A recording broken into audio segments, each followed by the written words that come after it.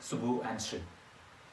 In this video, I am going to share my experience on our loft conversion. If you are considering the loft conversion, the most important thing is to check the height of your existing loft.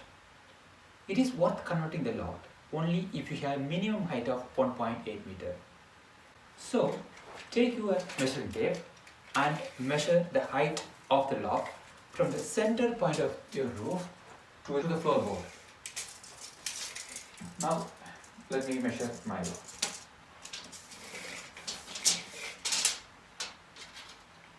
Yeah, this is 2.3 meters high. As I am 1.7 meter tall, I have enough headroom to move around. See? With this height, we can use this space as a playroom or bedroom. It will be a bit restrictive if I want to use it as a gym. So let's see what I can do. It's okay, but if I'm not being careful, it might hit the ceiling. So make sure that you have enough headroom in the loft to use the way you want it.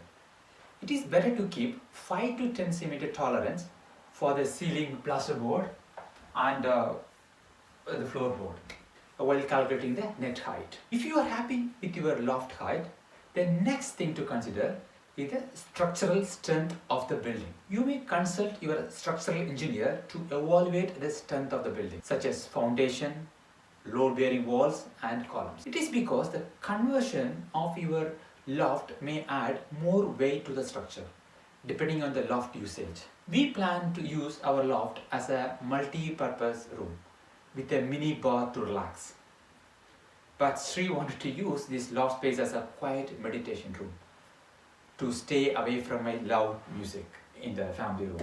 So we finally went with a reasonable size bathroom and a meditation room. I was thinking that she'll be doing meditation like this in the loft, but it turned out to be like this. Maybe I misunderstood what she meant. Well, since all of us are working and studying from home at the moment due to the current pandemic situation, this meditation room became my nice office room. If you are happy with the loft height and you have adequate building strength, then you need to think about what sort of the loft conversion you want to go for. There are a number of ways to convert the loft depending on your loft shape, size and the budget you have. In our case, we have considered 4 types of loft conversion. First one and most preferred one we considered was full rear dormer. This type of conversion will provide additional floor space and headroom. This conversion allows you to have a nice balcony with a door, which will give nice ventilation and lighting. But our planning officer advised us that it won't be permitted for our property. So next best option was pitched roof dormer. This is the next option which gives better floor and headspace. But this type of conversion may not allow you to have a balcony door. Instead, you could have a nice big window this side for ventilation and lighting. Again, for us, planning office said that it is unlikely to get approval for this conversion too. So next available option we had was flat roof conversion.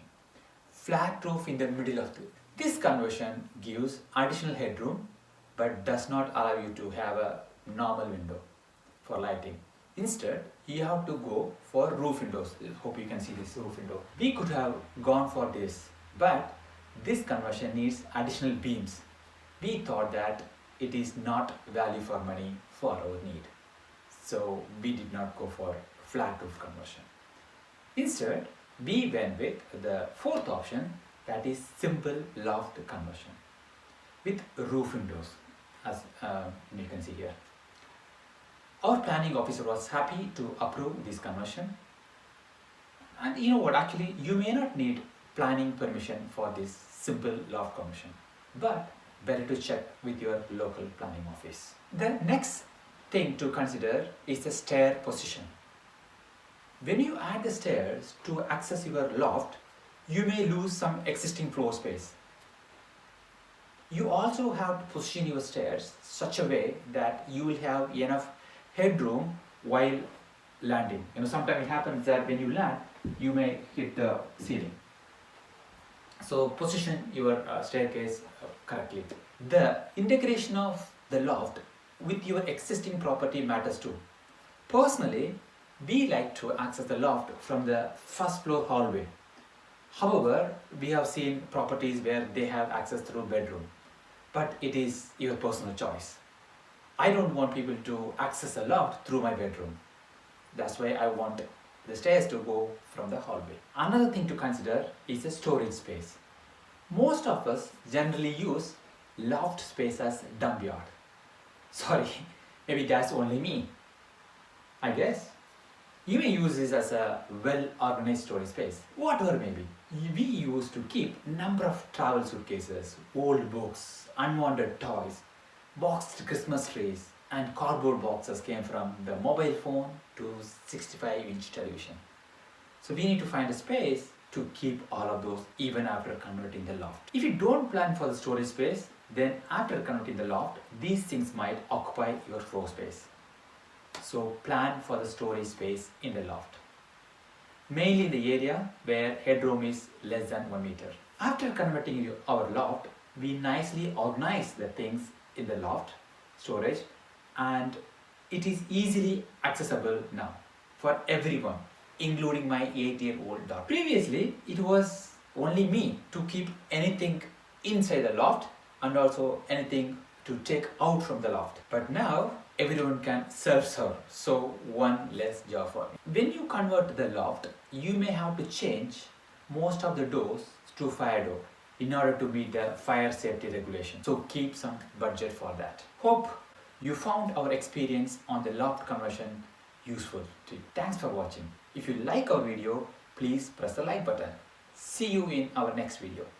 Thank you.